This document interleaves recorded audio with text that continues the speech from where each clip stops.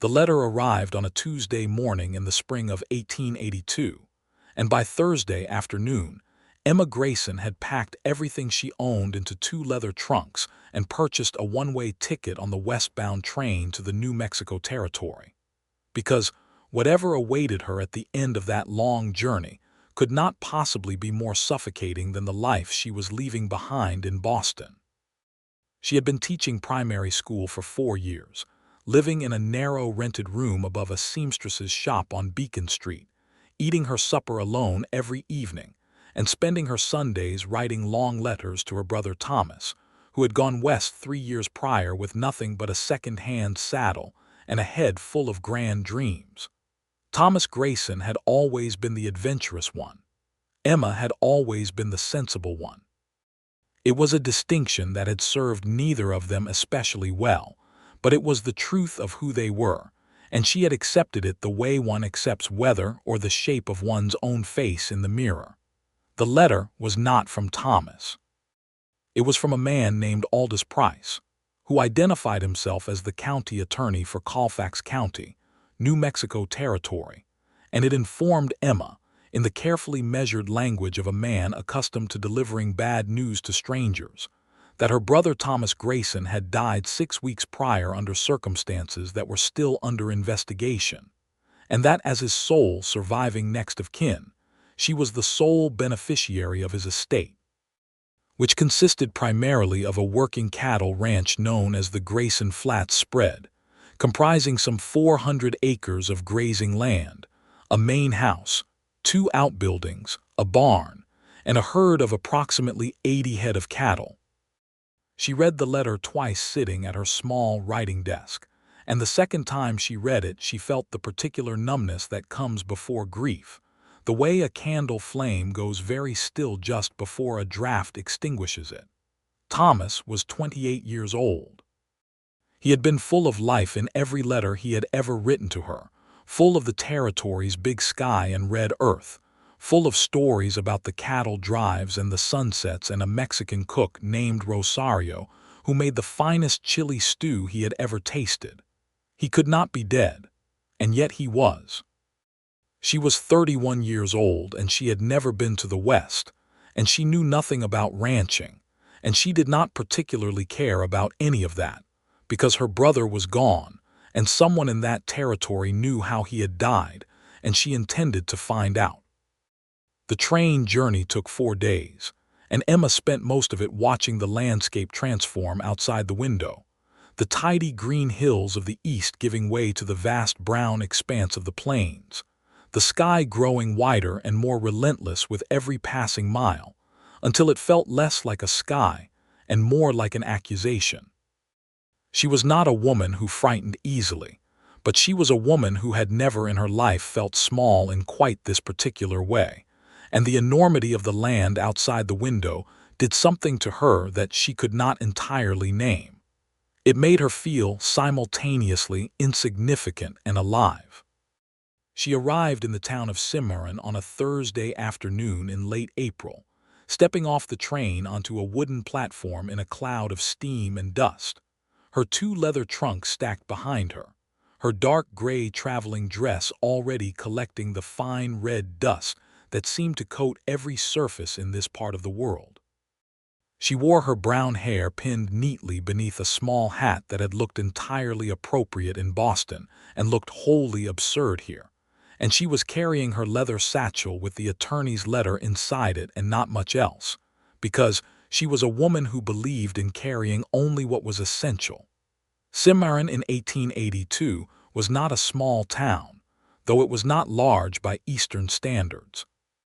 The main street ran straight and wide, lined with adobe and timber frame buildings, a general store, a hotel, a livery stable, a barber shop, 2 saloons that faced each other from opposite sides of the street like old rivals, and a building that bore a painted sign reading Price and Associates, County Law. There was red dust on everything and bright blue sky over everything, and the smell of horses and wood smoke and something baking somewhere. And Emma stood on the platform for a long moment and took all of it in before she gathered her satchel and her composure and walked toward the attorney's office. Aldous Price was a thin man of about 50 with wire spectacles and the harried look of someone who had too many problems and not enough hours. He stood when she entered his office and extended a hand that she shook firmly, which seemed to surprise him slightly in the way that competent women in professional settings always seem to surprise men of his generation. "Miss Grayson," he said, "we did not expect you quite so soon." "I imagine not," she said, taking the chair across from his desk without being invited to. "But here I am. Tell me about my brother." He told her what he knew, which was not enough. Thomas Grayson had been found in the north pasture of his own ranch on the morning of March 15th, his horse standing a few yards away, grazed and calm, Thomas himself lying face down in the grass with a single gunshot wound to the back. There were no witnesses. The county sheriff, a man named Walt Greeley, had conducted an investigation and concluded that Thomas had likely surprised a cattle thief and been shot for it, but no theft had been confirmed and no suspect had been identified, and the investigation had since been marked as inconclusive and set aside. Emma listened to all of this without interruption, which cost her something, because what she wanted to do was argue with every single conclusion. She waited until Price had finished speaking, and then she said, in a voice that was very quiet and very steady, "You are telling me that my brother was shot in the back on his own property, and the sheriff's conclusion is that it was probably a cattle thief who left without taking any cattle." Price removed his spectacles and cleaned them with a small cloth. "That is essentially correct. I find that conclusion inadequate," she said. "Many do," he agreed, which was not what she had expected him to say, and the unexpected candor of it made her look at him more carefully. "There are those in this county who share your skepticism, Miss Grayson. Your brother was not without friends." "Who were his friends?" she asked. Price replaced his spectacles and looked at her over the top of them. "The most consequential of them is a man named Phineas Hartwell. He owns the neighboring ranch, the Hartwell Spread, about 2 miles east of your brother's property. He was the one who found Thomas that morning. He has been the one keeping your brother's ranch from falling apart these past 6 weeks. He has been none too satisfied with the sheriff's investigation either." Emma wrote the name in her small notebook, "Phineas Hartwell.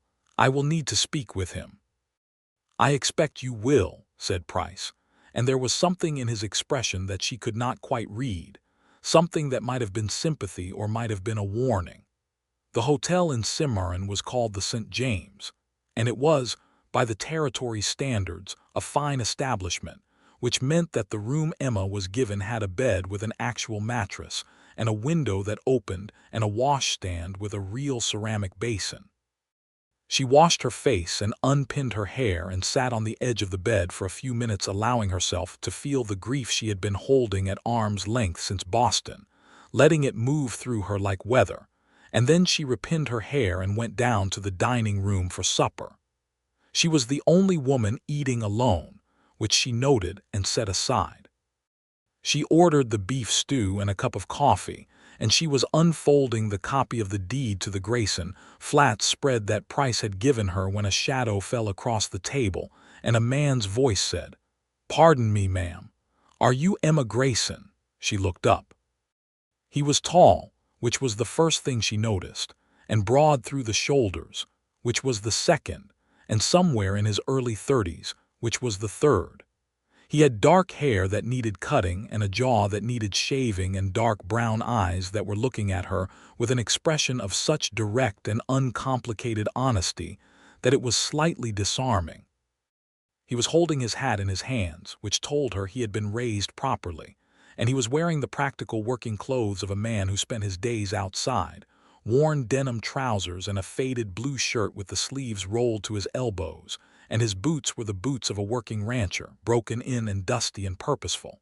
"I am," she said, "and you must be Phineas Hartwell." Something flickered in those dark eyes, something like relief. "Yes, ma'am. Price sent word that you'd arrived." "I hope you'll forgive the intrusion. I didn't want to wait until morning." He paused. "I was fond of your brother." The simplicity of it hit her somewhere tender. "Please sit down, Mr. Hartwell," she said. He sat across from her, his big hands turning the brim of his hat in a slow circle that she suspected was something he did without being entirely aware of it. He set the hat on the empty chair beside him and looked at her steadily. "I want you to know," he said, "that I do not believe what the sheriff concluded. I have lived on the land next to your brother's for 2 years, and I knew him well, and what happened to him was not an accident, and it was not a random act of theft." "What do you believe it was?" she asked. "I believe it was deliberate," he said. "I believe someone wanted Thomas Grayson removed from that land.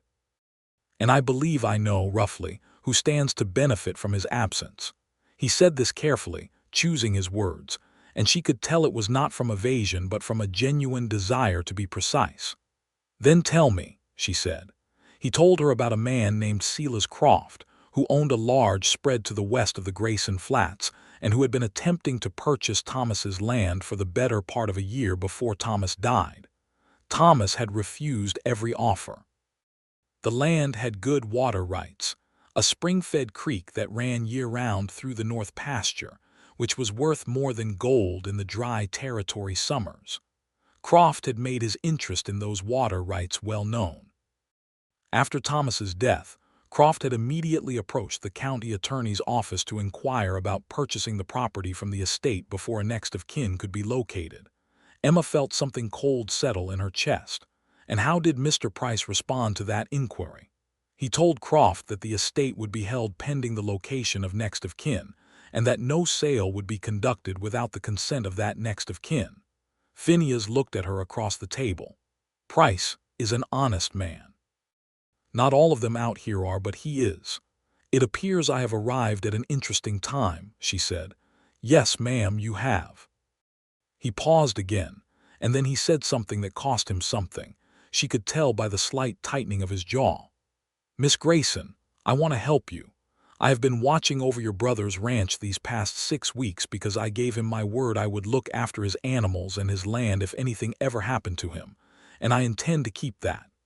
But I also want to help you understand what happened to him, because he deserved better than what he got, and the truth deserves to come out. I would be glad to take you out to the flats tomorrow morning if you're willing." She looked at him for a long moment. She was a sensible woman, and sensible women did not simply trust large strangers who appeared unannounced at their supper tables. But she was also a woman who had been reading people clearly since childhood, and what she read in Phineas Hartwell was grief and anger and fundamental decency, which was a combination she had learned to respect. "I am willing," she said. "What time?" "Sunrise," he said, and she could see that he was pleased, though he kept it quiet and contained. "I'll have a horse at the hotel by first light. I should tell you," she said, "that I am not much of a rider." "That's all right," he said, and for the first time there was something in his expression that was not quite a smile but was in the direction of one. "The horse I'll bring you is patient." He collected his hat and stood and said good night, and Emma watched him walk out of the dining room and through the lobby of the hotel, and she sat for a moment with her untouched beef stew growing cold in front of her, and thought about the fact that her brother had a friend in this territory who was still keeping his promises to him 6 weeks after his death, and felt something shift in the geography of her grief. She did not sleep particularly well that night, but she was dressed and waiting in the lobby of the St. James when the sky was still more gray than gold, and when she stepped outside, Phineas Hartwell was already there, mounted on a handsome bay gelding and leading a small, patient-looking gray mare on a lead rope. He looked at her traveling dress and then at her face, and she looked back at him steadily, and he said nothing about the dress, which she appreciated. "Her name is Biscuit," he said, gesturing to the gray mare. "She will not throw you. She won't try." "Biscuit," Emma repeated, and she walked up to the mare and let her sniff her gloved hand before she attempted to mount. It took her 2 tries to get properly into the saddle, and she could feel Phineas carefully not watching her struggle, which she also appreciated. The ride out to the Grayson Flats took about 40 minutes on the ranch road, winding through the red-earthed hills with the morning sky going from gray to pale gold to the extraordinary deep blue that Emma was already beginning to understand was specific to this part of the world. a blue so saturated and absolute it seemed almost theatrical. She had never seen sky like it in Boston or anywhere else. Phineas rode beside her and they talked as they rode, and it was easier than she expected, the conversation finding its rhythm in the rhythm of the horse's walk. He told her about the land, pointing out the features of the territory with the quiet pride of a man who has spent years learning to read a landscape. He told her about the spring creek that ran through the north pasture, the same one Selah's Croft coveted. He told her a few stories about Thomas, careful ones, chosen ones, stories that made Thomas real to her again in this strange new place, and she was grateful for them even as they hurt. She told him about Boston, about the school, about the narrow room above the seamstress's shop, and she could tell by the way he listened that he was genuinely curious, not merely polite. He asked questions. He listened to the answers. It was a kind of conversation she had not had very much of in Boston or anywhere else, and it unsettled her in a way she did not immediately analyze. The Grayson Flats spread announced itself first as a thread of smoke rising from a chimney against the blue sky, and then as a cluster of buildings in a hollow between two gentle hills. The main house built of adobe with a tin roof that caught the morning light, two wooden outbuildings, a solid-looking barn, and a network of fenced pastures stretching away to the north and west. It was, Emma thought, stepping down from the mare in the yard, a real place, a life-sized place. Her brother had built something real out here, in this enormous and indifferent landscape, and the reality of it struck her with a force she had not anticipated. A man came out of the barn when they rode in, a wiry Mexican man of about 45 with a broad face and dark eyes and a manner that was both watchful and warm. He looked at Emma and then at Phineas and then back at Emma. "Rosario," Phineas said, "this is Emma Grayson, Thomas's sister." The man pulled off his hat. "Miss Grayson," he said, and his voice was thick with something. "I am glad you have come." Emma looked at him. "You are Rosario," she said. "Thomas wrote to me about your chili stew." The man's face did something complicated, grief and pleasure running together through it, and he nodded once, pressing his lips together. "He was a good man," he said. "The best I have worked for." "How long were you with him?" she asked. "Since the beginning," Rosario said. "Since he first came to the territory." "Then I need to talk to you," she said, "at length. But first, would you mind if I looked at the house?" It was her house now, she supposed, though the thought sat strangely. She walked through it with Phineas at her side, and it was very much Thomas's house in every particular. His books stacked on a shelf in the sitting room, his spare saddle hanging on a hook by the back door, his handwriting on the calendar tacked to the kitchen wall. Someone had been caring for the place in his absence, airing it out and keeping the mice from the grain and checking that the roof did not leak. Phineas, she understood, had done this. "You have taken very good care of all of it," she said, standing in the kitchen, looking at the iron stove and the wooden table and the window that looked out on the north pasture. "I told him I would," he said simply. She turned and looked at him. He was standing in the doorway of the kitchen, filling it somewhat, and the morning light from the window caught the planes of his face, and she thought, with some surprise at herself for thinking it, that he was a handsome man, not in the polished way of Boston men with their pressed suits and their pomaded hair, but in the specific way of someone who has been outdoors in all weathers for a long time and has been made more by it rather than less. "Mr. Hartwell," she said, "what is it that you think I should know that you have not yet told me?" He was quiet for a moment and she could see him weighing something. "Come with me," he said. "There's something I want to show you."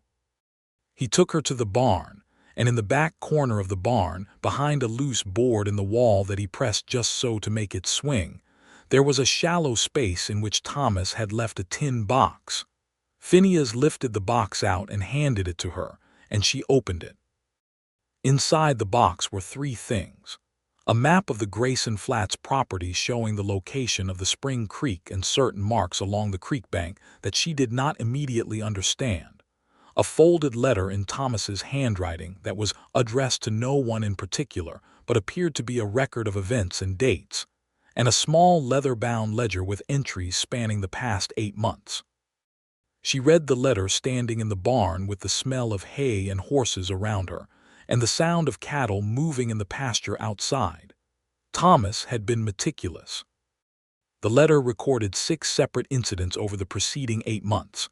3 instances of fences being cut in the north pasture, 1 incident where 6 head of cattle were found with their markings altered, 1 fire in the smaller outbuilding that Rosario had caught before it spread, and 1 occasion on which a man had come to the ranch and told Thomas in explicit terms that he would be a fool to stay. The man, Thomas had written, worked for Silas Croft. The ledger was something else entirely. Thomas had been keeping careful track of something along the creek bank, measurements and water levels and notations in a precise hand. Beside many of the entries, he had written the initials SC in a way that suggested not a record but a suspicion. He thought Croft was doing something to the creek, Emma said. Phineas nodded. There has been some diverting happening upstream of your brother's property, on Croft's land. I believe your brother was building a case. A case for what? She asked. For the county water board. If Croft has been illegally diverting water that your brother held the rights to, it would have destroyed Croft's entire argument for purchasing this land at a reduced price. The land is worth far more with the water rights intact than without them. And if your brother had filed a formal complaint with the water board, Croft would have found himself in serious legal difficulty. He paused. Thomas came to me about 3 weeks before he died. He told me what he had found and said he was close to having enough documented evidence to take to the water board. He asked me to keep this box safe in case anything happened to him. Emma looked up from the box. He thought something might happen to him. He was cautious, Phineas said. He was not frightened, but he was cautious. He didn't expect to die. He thought they might try to run him off. His voice was very even, but something ran under it, something that had edges to it. He was wrong about what they would do. Emma closed the tin box carefully. She held it against her chest for a moment, this last careful thing her brother had done, this act of documentation in the face of something that frightened him, and she looked out through the barn doors at the land her brother had loved and worked for 3 years, and she made a decision. I am going to stay, she said. Phineas looked at her. I am going to stay, she said again, more firmly, as if saying it twice would make it more real, which it did somewhat. This is Thomas's ranch, and he wanted me to have it, and I will not sell it to the man who killed him. Not under any circumstances. And I intend to take this box to Mr. Price, and then to whoever handles the water board and whoever handles the county sheriff, and keep pressing until someone is held responsible. She looked at Phineas steadily. I recognize that I know nothing about running a cattle ranch. I recognize that I am not accustomed to this kind of territory or this kind of problem. But I am 31 years old, and I am not going back to Boston. There was a long pause, and then Phineas said, You sound like Thomas. People have said that before, she said. It is generally not meant as a compliment. It is by me, he said, and there was that not quite a smile again, and this time it made it all the way to his eyes. The following days were full to the edges.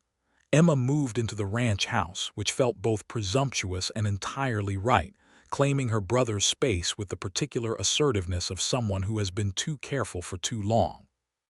Rosario, she discovered quickly, was indispensable in ways that extended far beyond cooking, though his cooking was everything Thomas had promised it was.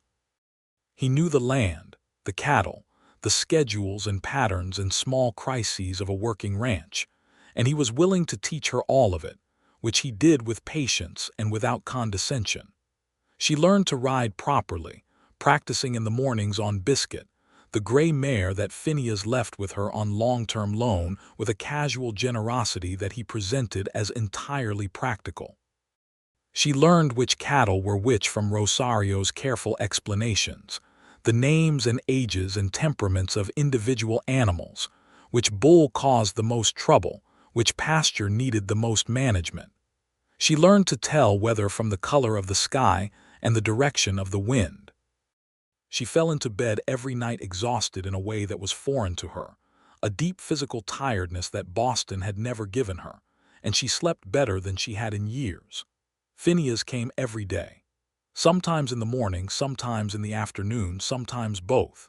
He would appear on his bay gelding, check in with Rosario about the cattle, ride the fence lines if they needed checking, help with whatever wanted doing, and then stay for supper if invited, which he usually was. He and Rosario had an easy, long-established rapport built on mutual respect and shared work, and he slid Emma into the pattern of the ranch with the same matter-of-fact ease, treating her from the first day as someone fully capable of learning what she needed to learn, never minimizing the difficulty of it, and never suggesting she might want to give up. They took the tin box to Aldous Price together on the third day, and Price read through Thomas's letter and ledger with growing attention, and then looked up at them both over his wire spectacles with an expression that was not quite surprised. "I had suspected something of this nature," he said. "But your brother had not yet brought this to me formally. He was waiting until he had enough," Phineas said. "He was thorough." "Yes, he was." Price set the papers down carefully. "Miss Grayson, I want to be very direct with you. Silas Croft is a powerful man in this county. He has money and he has friends in certain positions, and he has never been the sort of man who accepts obstacles gracefully.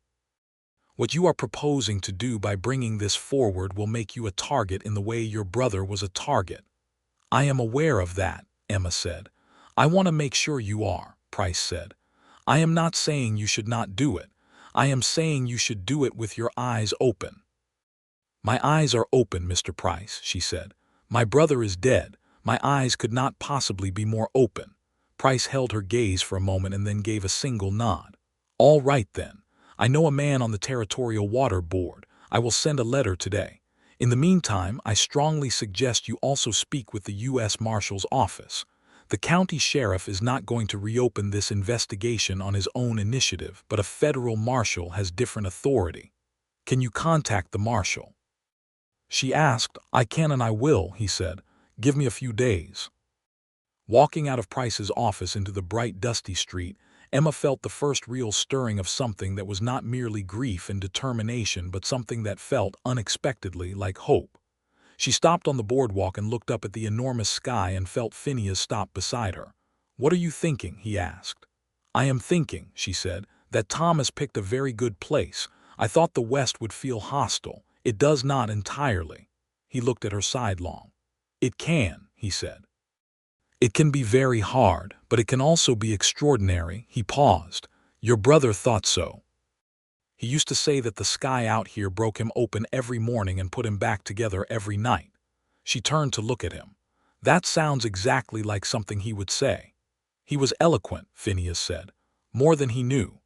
They stood for a moment on the boardwalk in the afternoon sunlight, and there was something in that stillness between them, some quality of ease and warmth, that Emma noticed the way you notice a change in the weather, not dramatically but certainly. "Have supper with us tonight," she said. "Rosario is making the stew." "I will be there," he said. Silas Croft made his first appearance in Emma's life on a Saturday afternoon, 11 days after her arrival in the territory, when he rode up to the Grayson Flats house with 2 of his men, and dismounted in the yard with the practiced ease of a man who is accustomed to owning the ground he stands on.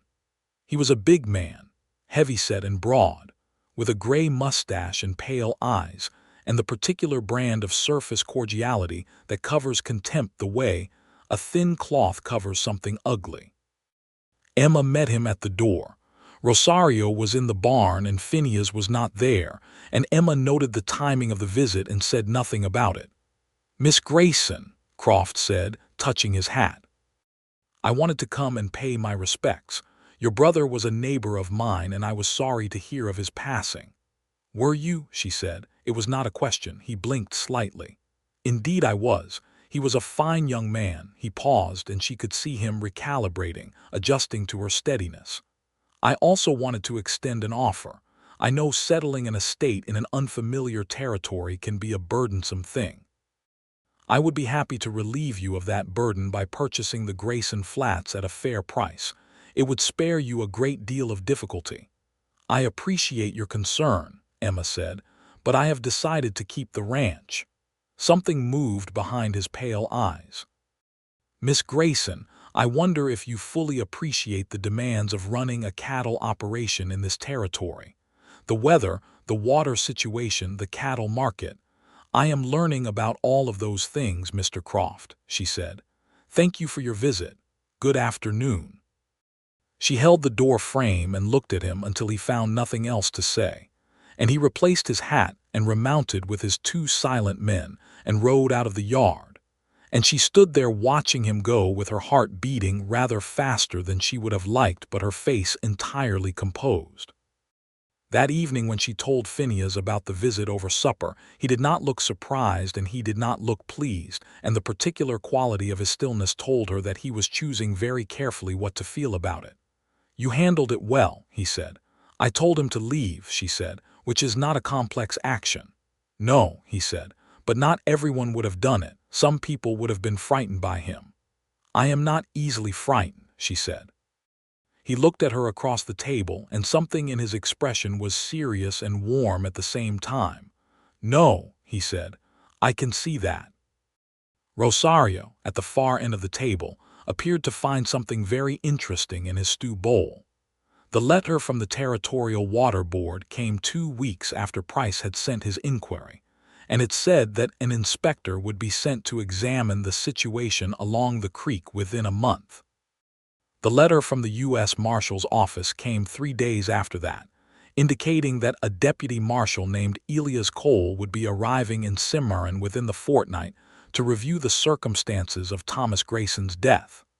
Emma received both letters on the same morning and stood in the kitchen reading them while Phineas watched her face and Rosario poured coffee. "Things are moving," Phineas said.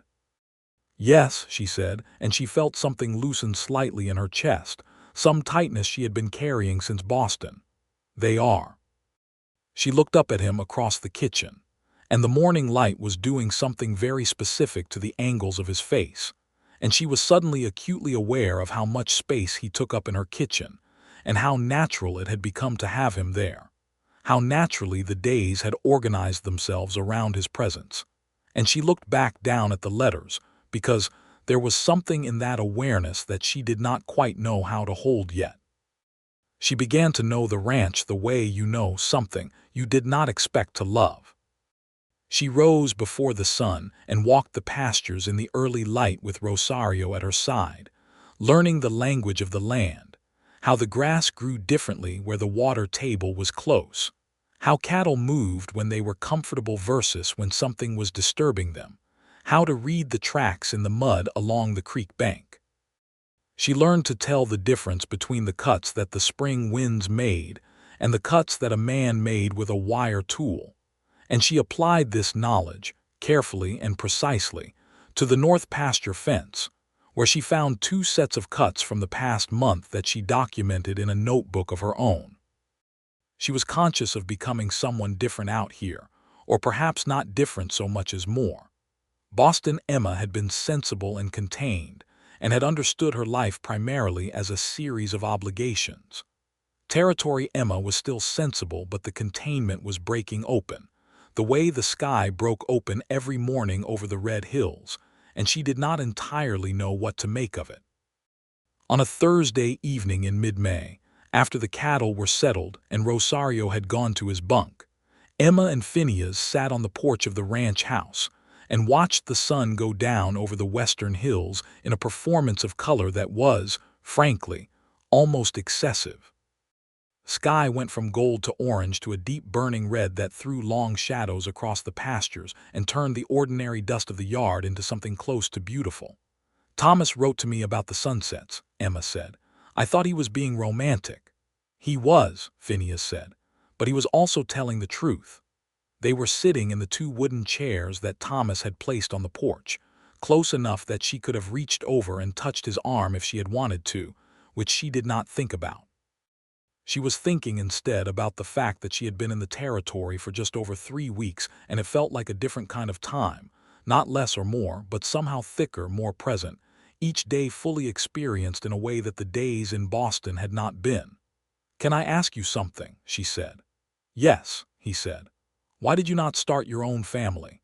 Most men your age out here," she stopped, because it was perhaps more personal than she had intended. He was quiet for a moment, and the sunset did its extravagant work, and then he said, "I was engaged some years ago. Back in Missouri before I came out here. She did not want the West. She wanted her family and her church and her known world, and I wanted something else, something I could not quite name, but that pulled at me like a current. And in the end I came here and she stayed there, and we both found something, I imagine, though I hope she found something better than I wished her at the time." He said this without particular bitterness, more like a man stating a historical fact about someone he had once been. "Do you regret coming?" Emma asked. "Not once," he said immediately, and then he turned to look at her, and the last of the sunset light was in his eyes. "Do you regret coming?" "No," she said, and she was surprised by how completely she meant it. He held her gaze for a moment and then looked back at the darkening hills, and they sat in silence for a while that was comfortable in the specific way that silence is only comfortable between people who have begun, without quite stating it, to mean something to each other. Deputy Marshal Elias Cole arrived on a Wednesday and was everything a federal marshal should be: direct, thorough, and impossible to buy. He spent 4 days in Cimarron, reviewed Thomas's documentation from the tin box with careful attention, interviewed Rosario and Price and Phineas and Emma herself, and spent a day riding the north pasture of the Grayson Flats looking at the ground. On his 4th afternoon he came back to the ranch house and sat at Emma's kitchen table and told her that he had enough to open a formal federal investigation into the death of Thomas Grayson, and that Silas Croft would be receiving a visit from his office in short order. "Will it be enough?" Emma asked. "To hold him responsible?" Cole, who was a compact man with a gray beard and careful eyes, considered the question. "I won't promise what I can't deliver, Miss Grayson. But the water board inspector is coming and I will coordinate with him, and there is witness testimony and there are your brother's records, and I have reason to believe that one of Croft's former employees may be willing to talk." He paused. "Your brother built a solid case. He just didn't live to file it." The water board inspector arrived the following week and spent 3 days with measuring instruments along the creek, and what he found was exactly what Thomas's ledger had suggested: a series of earthwork diversions on Croft's property that were systematically reducing the flow of the creek into the Grayson Flats north pasture. It was illegal under territorial water law, and it was documented, and it was the kind of thing that carried serious penalties. The combination of the federal investigation and the water board findings seemed to change the atmosphere in Cimarron in ways that were both subtle and significant. People who had been quiet began to speak. One of Croft's ranch hands, a young man named Dennis who had apparently been troubled by the events of the previous 6 months, came forward to make a statement to Marshal Cole, and while what he said was not a direct confession, it pointed clearly enough to where the direction of guilt lay. Emma followed all of this from the ranch, working and learning and building the life of the place around her, and Phineas was beside her through all of it, and she was not surprised by this. She was grateful for it, in the way that you are grateful for something you begin to understand you could not do without. One afternoon in early June, she was trying to fix a section of fence in the south pasture and making a poor job of it, and Phineas came up beside her and showed her the right way to twist the wire without saying a word about the wrong way she had been doing it. And their hands were close together on the wire, and she looked sideways at him, and he looked sideways at her, and something that had been building between them for weeks was very close to the surface. "Phineas," she said. "Emma," he said, which was the first time he had used her first name, and they both registered it, the slight change in the air between them. "I want to thank you," she said, "for everything you have done. For Thomas and for me." "You don't need to thank me," he said.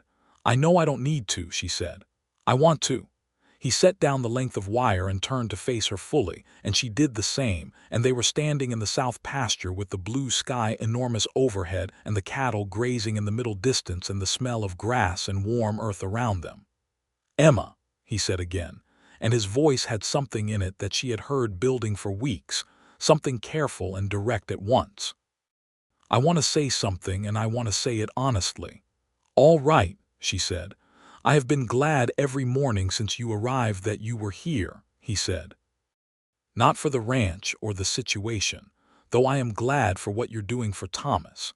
I am glad because," he stopped, and she could see him finding the precise words, "because you are the most straightforward person I have met in a very long time, and you are brave in a way that is not dramatic but is entirely real. And I have come to look forward to every hour I spend with you in a way that has nothing to do with obligation or neighboring or anything else."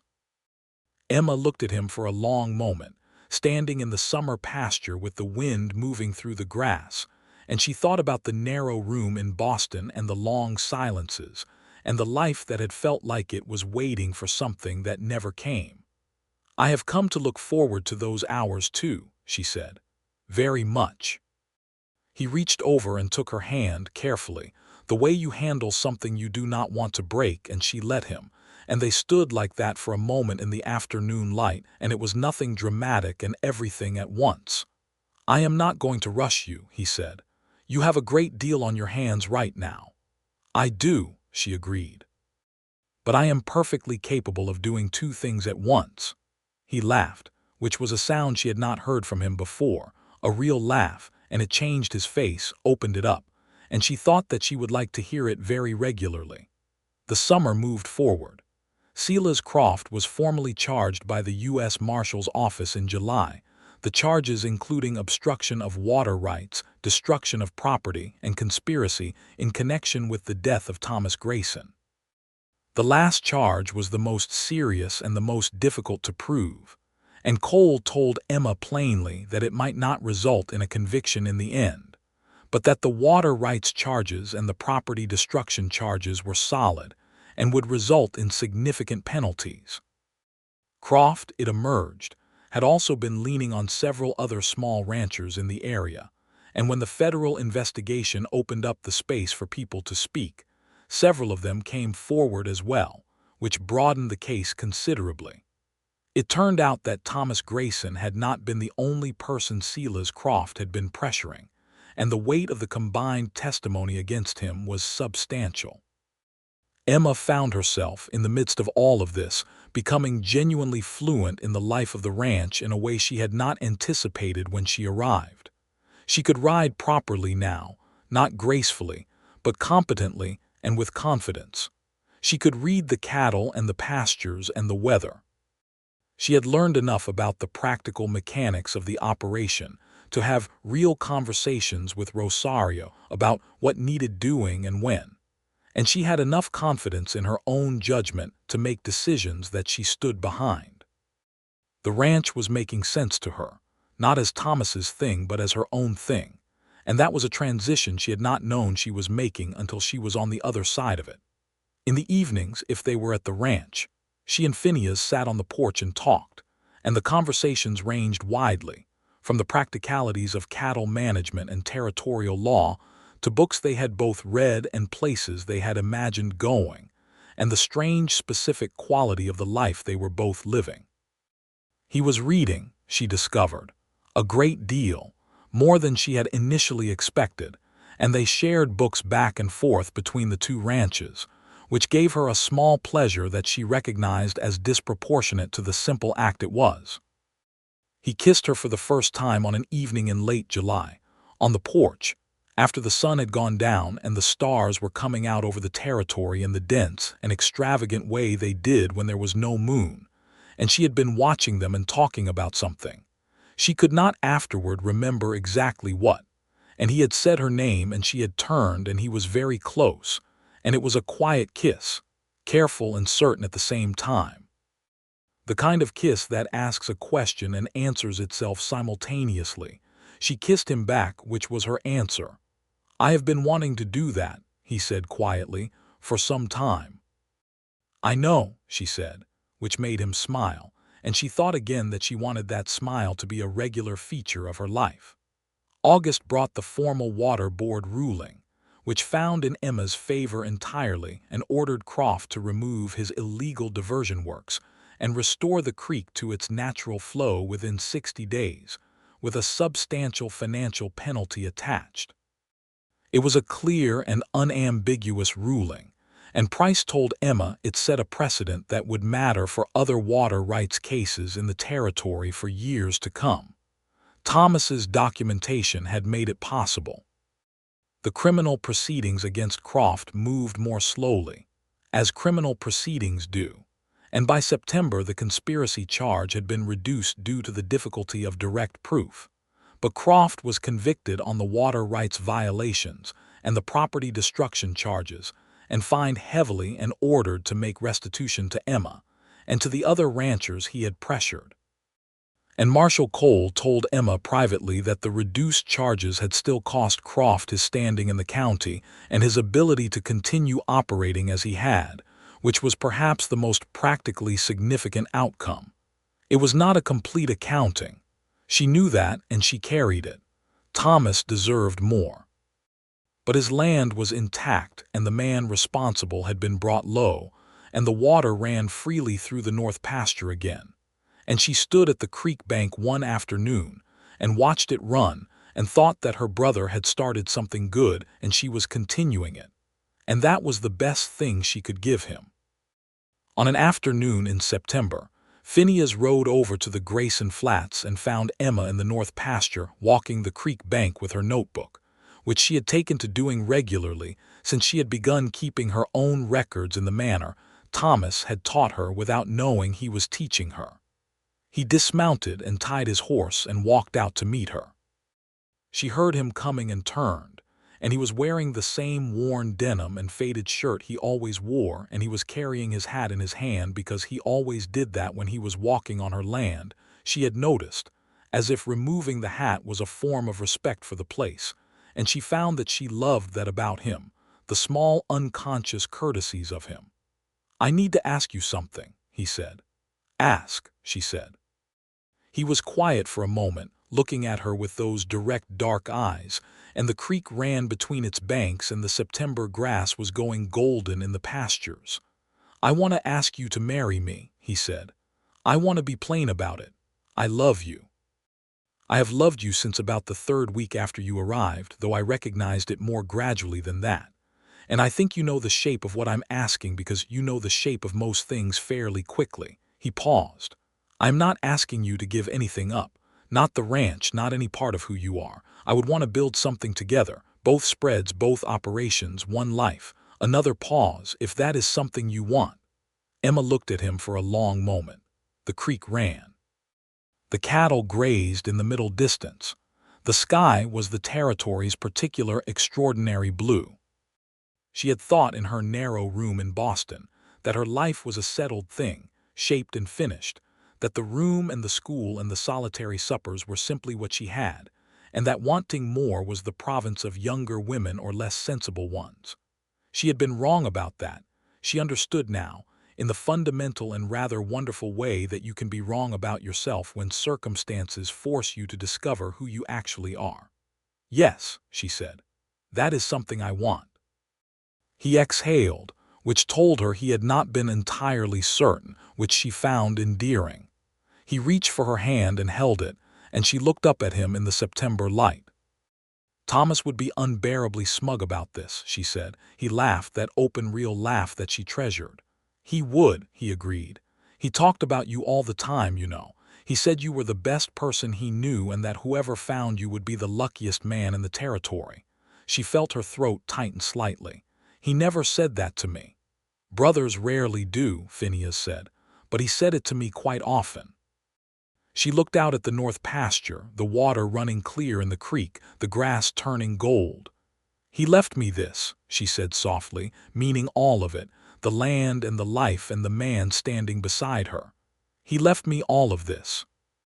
They were married in October, in the small church in Cimarron on a morning when the cottonwood trees along the river had gone completely gold.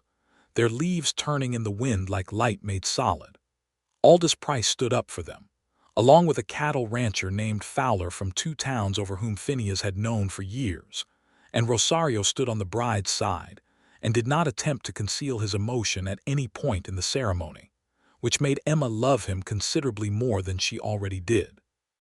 She wore her best dress, which was blue, not her gray traveling dress, and not something she had acquired in Boston, but a dress she had made herself from fabric she bought at the Cimarron General Store, a deep blue cotton that was practical and lovely in the same breath. And she put flowers in her pinned hair that Rosario had picked from the garden he had been quietly maintaining at the ranch house since Thomas died. Phineas, in his good dark coat and clean white shirt, looked at her when she walked in, and his expression was one that she thought she would carry with her for the rest of her life. Something simple and enormous, a man seeing the thing he wanted most standing in front of him. The vows were the traditional ones, and she meant every syllable of them. When he slid the plain gold band onto her finger, and the minister said the words that made them married, she felt something settle in her chest that she could only describe, later, as rightness, the particular quality of arriving somewhere after a long journey and knowing without question that it is where you were meant to be. They combined the 2 ranches the following spring, folding the Hartwell operation into a partnership with the Grayson Flats that made practical and financial sense, expanding the herd and the grazing range and the overall operation into something more sustainable and more ambitious than either spread had been alone. Phineas moved into the Grayson Flats house, and they spent the first month of their marriage rearranging it into something that was neither Thomas's house nor Phineas's preference, but something that belonged to both of them, which required some negotiation about which books went where and whether the extra horses should be stabled at the barn here or the barn at the Hartwell property. And these were the kinds of negotiations that Emma found, somewhat to her surprise, enormously satisfying. Rosario, given the expanded operation, took on 2 additional ranch hands, a young man named Pedro and a quiet, capable man named August who had come out of a difficult situation in Texas and needed a place to land.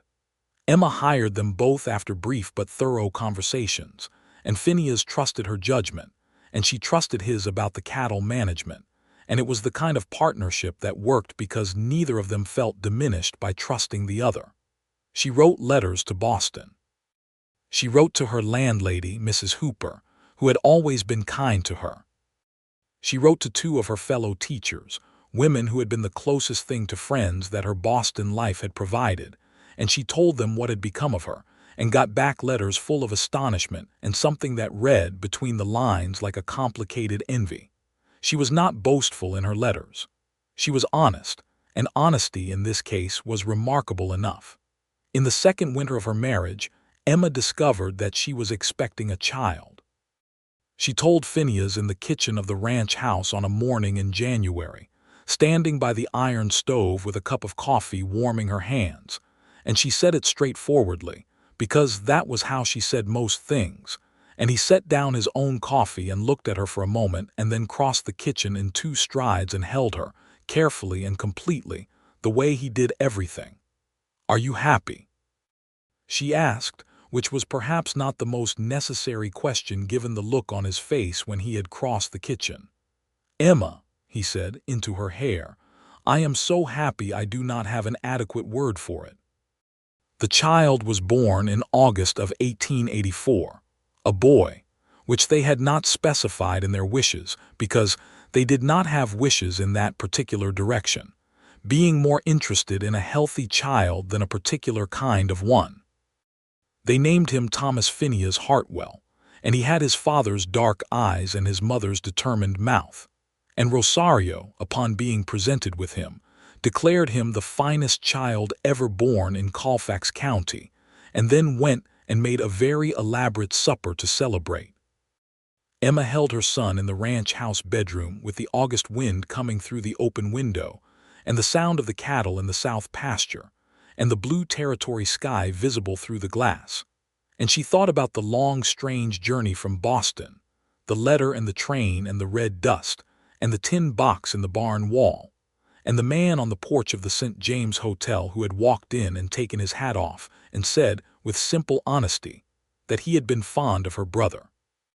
Life with Thomas Phineas, called Tom by everyone immediately and without discussion, turned out to be an entirely different kind of education.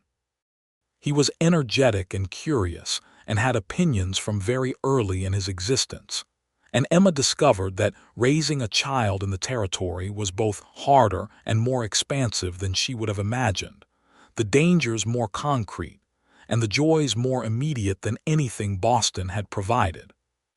By the time Tom was walking, he was already being followed around the yard by a border collie puppy named Chalk, and by the time he was speaking, his first comprehensible sentence was directed at a cow, which told everyone everything they needed to know about the child he was going to become. Phineas was the kind of father Emma had half hoped and fully believed he would be, patient and present, and genuinely delighted by his son, teaching him things from the time Tom could follow him around the pasture, carrying him on his shoulders along the creek bank, and showing him the water and the grass and the birds and the names of things. The Hartwell Ranch had always been Phineas's project and his pride, but it became, with Tom in it, something larger and more intentional, something being built for a future that extended beyond the two of them. Rosario, who had never had children of his own, became something between an uncle and a grandfather to Tom, and the attachment was mutual and obvious, and made Emma glad in a way that she felt every time she saw them together, the small boy following the wiry older man around the kitchen garden, or the barn, with the absolute trust of someone who has not yet learned to distrust anyone. The legal aftermath of Silas Croft's conviction played out over the better part of 2 years. Croft eventually sold his spread and left the territory, and his land was purchased by a rancher from Colorado who proved to be a reasonable neighbor. The water rights ruling had established a precedent that was cited in 3 subsequent territorial cases, which Price told Emma about with evident satisfaction, and she felt that Thomas's careful documentation had done something that extended past his own property and his own death, which was exactly the kind of legacy he would have wanted. She visited Thomas's grave, in the Cimarron Cemetery on a hillside that looked west toward the ranch, on the anniversary of his death each year. She would bring flowers that Rosario grew, and she would stand for a while and talk to him, which she did not do quietly or with any particular self-consciousness, because she had the strong practical sense that he was still paying attention in some fashion she could not name. She told him about the ranch and the cattle and Rosario's garden and Tom's latest development and Phineas's newest project on the south pasture fencing. She told him he had been right about the sky. She told him she was glad, and meant it in both directions, glad for herself and glad for him, that he had built something worth inheriting. In the spring of 1887, Emma discovered she was expecting their second child. She was 36, which she knew was considered by some to be late for a second child, but she was in good health and the territory had given her a physical robustness that Boston never had, and the pregnancy was uncomplicated. This child was also a boy, born in November and named William James Hartwell after both grandfathers, and he was a quieter child than his brother from the first hours, more watchful, more contemplative, which turned out to be very much his permanent character. Tom was 3 when William was born, and he was immediately, emphatically protective of his brother in the way of eldest children who have decided that their sibling is primarily their responsibility. Chalk the border collie was also protective, lying across the bottom of the cradle's reach whenever William was sleeping, which was Chalk's way and was not corrected. The ranch by 1887 was running at a scale that would have been unimaginable to Thomas when he first arrived in the territory, not because it had grown to anything corporate or impersonal, but because it had been carefully and intelligently expanded over 5 years of hard work and good decisions. The herd was 300 head. The pastures were well managed. The creek ran clean and free through the north pasture, which still gave Emma a specific satisfaction every time she rode past it. Pedro and August had stayed on and had become integral parts of the operation, and August had married a woman named Clara from Cimarron who had come to work in the kitchen and had ended up staying in a different capacity entirely, which had rearranged the household in pleasant ways and given Emma someone to talk to in the evenings when Phineas was out on the range and Rosario had gone to his bunk. Emma taught school again, informally, beginning the year Tom was 4.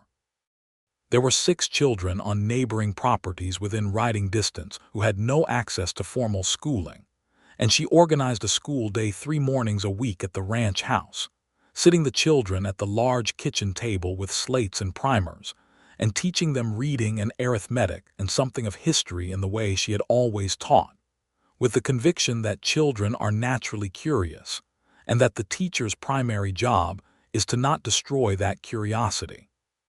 The parents were grateful in the specific way of people who know the value of education because they have seen what the lack of it costs, and the schoolroom arrangement became, over time, something permanent and real, and a source of community connection that she had not entirely anticipated. Phineas was proud of the school, though he expressed it, in his way, not in declarations but in actions. Building proper desks for the kitchen to replace the jury-rigged arrangements they had started with, acquiring 2 additional sets of primers when they needed them, never scheduling ranch work that would require Emma on school mornings. These were the gestures of a man who understood that his wife was a person complete in herself, with needs and capacities and purposes beyond the ranch, and that supporting those things was not diminishment of anything but expansion of everything. There was an afternoon in the autumn of 1887 when William was 4 months old and Tom was 3.5 and the harvest was done, and the ranch was quiet in the particular satisfied way of a well-managed operation going into its winter rest, when Emma and Phineas sat on the porch in the late afternoon light that was going golden and red over the western hills. Tom was inside with Rosario, reportedly learning to make biscuits, which Rosario had decided was essential knowledge for any Hartwell. William was asleep in his cradle by the window where Emma could see him through the glass. Chalk was lying across the porch steps in her usual position of maximum inconvenience. Emma was holding a mug of coffee and looking out at the land, the rolling pastures and the line of cottonwoods along the creek bank and the red hills beyond, and it was so beautiful that it still surprised her, 5 years in, the way it still had the capacity to catch her off guard with its extravagance. "I have been thinking," she said, "about what Thomas must have felt the first time he rode out and saw this land." "What do you think he felt?" Phineas asked. He was sitting beside her, legs stretched out, his own coffee cooling in his hand. "I think he felt like I feel now," she said.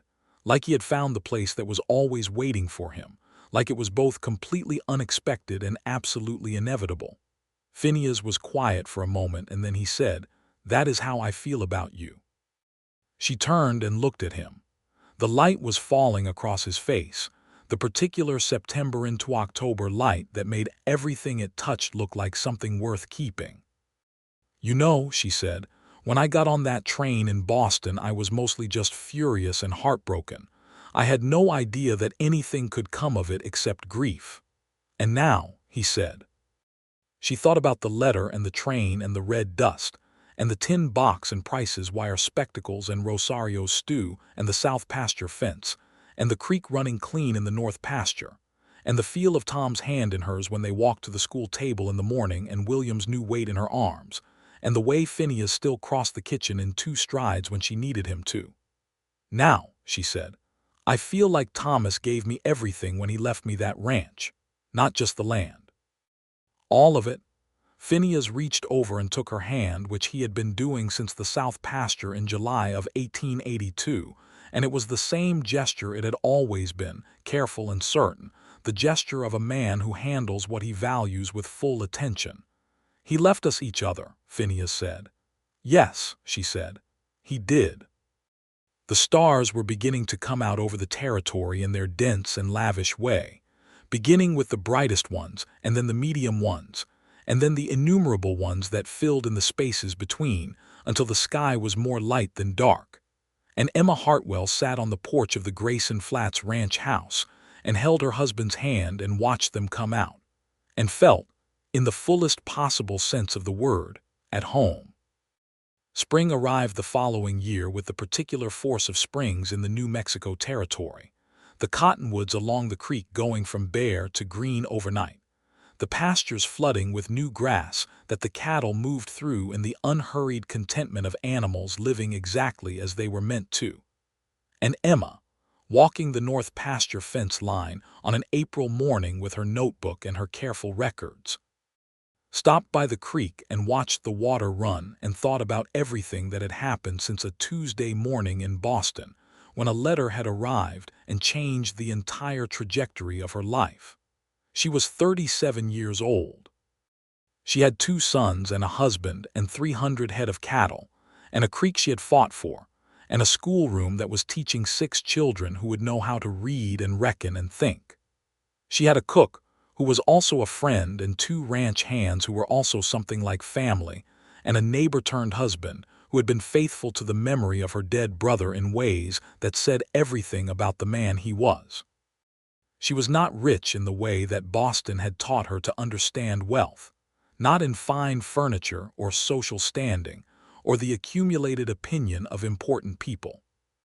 She was rich in the way the territory understood it, in land and water and work, and the people you had chosen and who had chosen you, and the sky overhead that broke you open every morning and put you back together every night.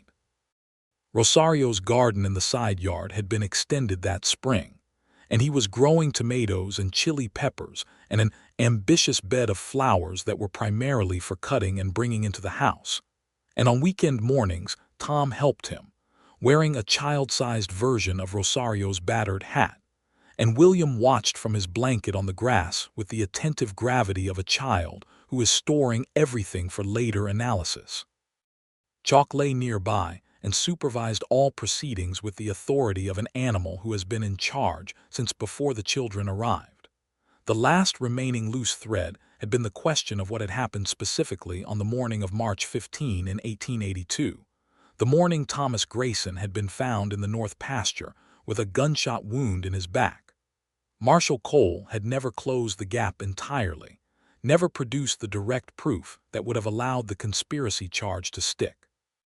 But in the winter of 1887, the man named Dennis who had given the early statement came forward again with a more complete account, having apparently spent 5 years with the guilt of what he had stayed silent about before he found that he could not continue staying silent. His account named the man who had fired the shot, another of Croft's former employees who had since left the territory, and the federal machinery moved on it. And in the spring of 1888, the man was found in Arizona and brought back to face charges. It was not a tidy conclusion, the law rarely was, but the man was convicted, and the conviction was real, and Emma stood in the simmering courthouse on the day the verdict was read, and felt something she had not allowed herself to feel since arriving in the territory, something that was the specific opposite of the helplessness she had brought with her from Boston on that westbound train. It was not happiness, not at that moment, because happiness was for the porch in the evenings and the kitchen in the mornings and the school table and her children's faces. But it was something solid and complete, a closing, a finishing of what Thomas had started when he built his case in the tin box in the barn wall.